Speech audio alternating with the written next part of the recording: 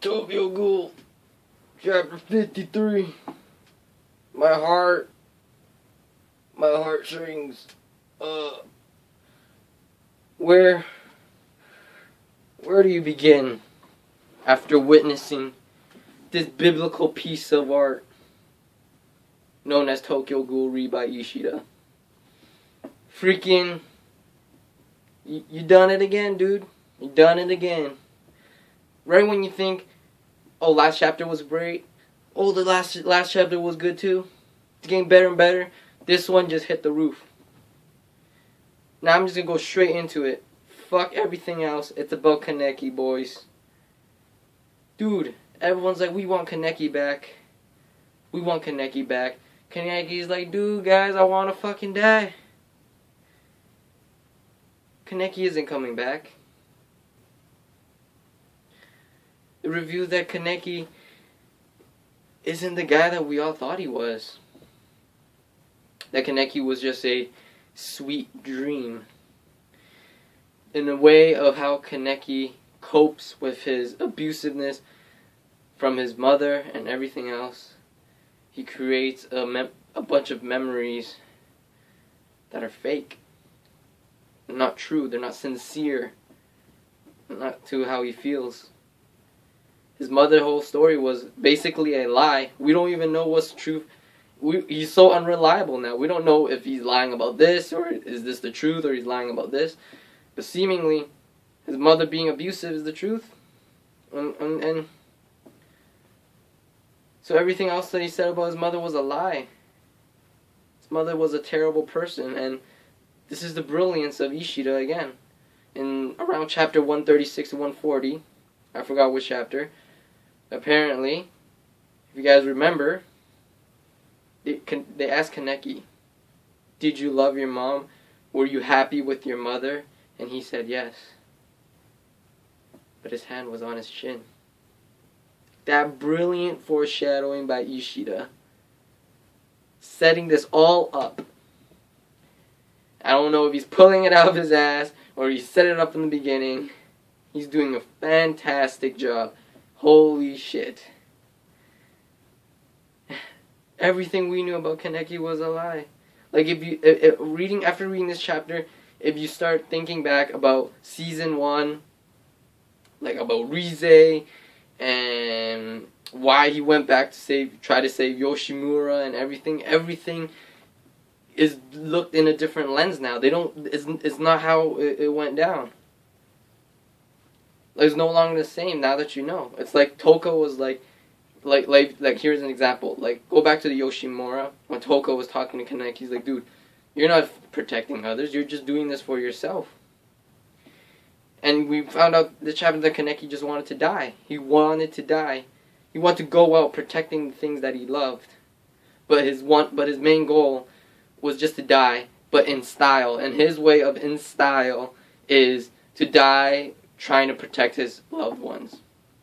But his main goal was to die.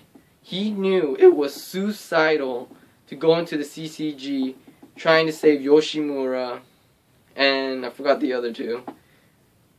And he went in. And then he ended up fighting Amon and then to Arima. And was that his goal? To just get killed by Arima? Like, he started facing Arima? Like, could Kaneki actually, like, held back a little? I mean, there's a possibility that he didn't. He probably just wanted to die going all out. Or is that Kaneki just let Arima kill them? Because that was his goal. He just wanted to die. Because he suffered so much. Like, Toko was right. He's like, why would you want to bring his memories back? His memories are awful. He's like, do you want him to bring him back? And Kaneki's like, no. He didn't want to come back. He didn't. He wanted to die, but he failed. And even more amazing is like his mother's lie. You remember that page where he's like his mother was a maggot? His mother, she too tried something, and it's like ... She too ... Call his mother a maggot. And that implies that she probably committed suicide. She didn't die from overwork. She committed suicide because her mother probably has some freaking psychotic problems that, you know, she must have. She was beating up Kaneki, and she probably killed herself in the end because Kaneki's like, I too, ... but I failed. I end up living. So if you put in the blank, she too tried to commit suicide, but I failed. Meaning that she succeeded in killing herself where Kaneki didn't. Like, there's so many things, if you look back now, you see in different lenses. Like Rize. You look at Rize, you don't look at her like, oh, it was just Rize, literally Rize. No, Rize could have been a manifestation. I'm sorry if I pronounced that word wrong. Of Kaneki's mother. Like, that could be, that subconsciously, that Rize is how Kaneki truly feels towards his mother. Like, fuck this bitch, you know? And there's just so many things. Like, was any of Kaneki actually sincere back then? Like, I'm pretty sure there are, like, his feelings towards his friends and stuff, but was that actually the real Kaneki? Like, was there ever a little bit of real Kaneki, or was just this guy just faking it? Like, he's just faking it, like a two-faced person. Did he hide himself completely? And this is the best part. Now, even though Kaneki was dead, and he came back as Sasaki, and people wanted Kaneki back, we're not getting Kaneki back. We're getting the real Kaneki. The Kaneki that's no longer dreaming, tainting his memory, like tampering with his memories on his own. We're getting the Kaneki that is the real him. The guy. So we don't know who the fuck this guy is. Is he gonna be like godlike now? Like, is he gonna be like maybe before when he was fighting he was holding back. Now this guy is like, because he wanted to die, but now maybe he doesn't want to die anymore. Because if he did, he wouldn't have come out to save Sasaki. But he's coming out. And he's like, we're going out in style and a bang. So he's letting all chains unchained. All of them are loose now. He's just gonna do whatever the fuck he can. And I don't know, guys. I don't know how shit this review is, or this is not really a review, more so just I guess you say a discussion of just what the fuck is going on, man. Because I'm just so overwhelmed by how brilliant these few pages, how many thoughts that can come out of it. Like, you guys can just think of it on your own.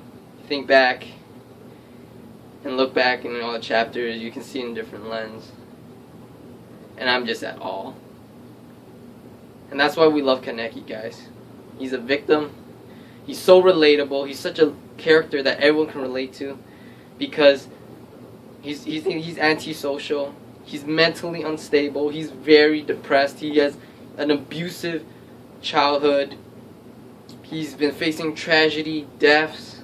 Everyone that he loved, Yoshimura, all his friends, his mother, everybody. Even himself. He's so self-destructive too.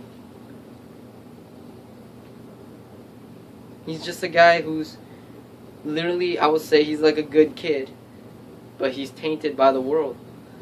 And everyone here, so many of us that read the manga can actually relate to that, because I'm pretty sure it sucks to say, but we've all been abused, in most of us in some form, mentally, physically. We have all been suffering, depressed. We all have been depressed before. Let's be realistic. Chances, if you're like 18, you've been depressed before in your life. Sometimes I find myself mentally unstable too. But not like Kaneki, man. He's so relatable, such a wonderful character. I just can't, guys.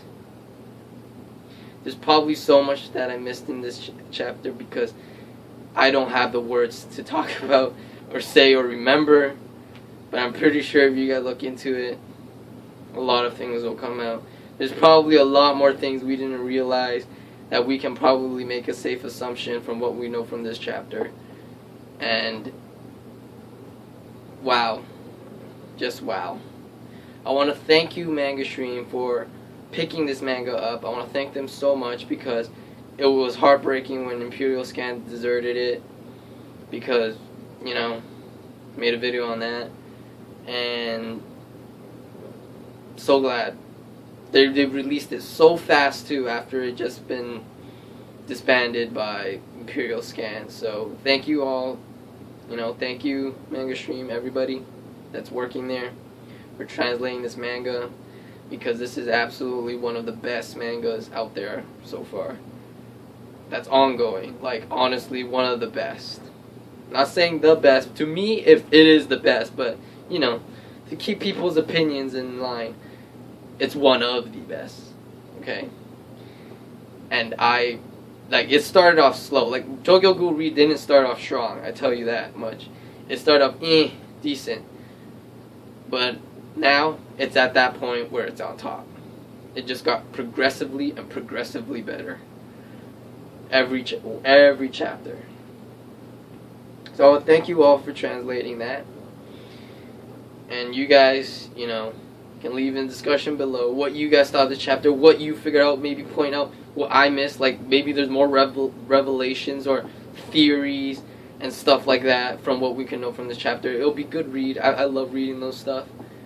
So you guys can leave in comments below about that, what you thought about this whole thing with Kaneki. So I want to thank you all for watching. This has been my review / discussion of Chapter 53. And leave a like for support. Subscribe if you guys want to see more. And I gotta lay my head down and do something else, because my head will be exploding in emotions if I talk about this chapter any longer.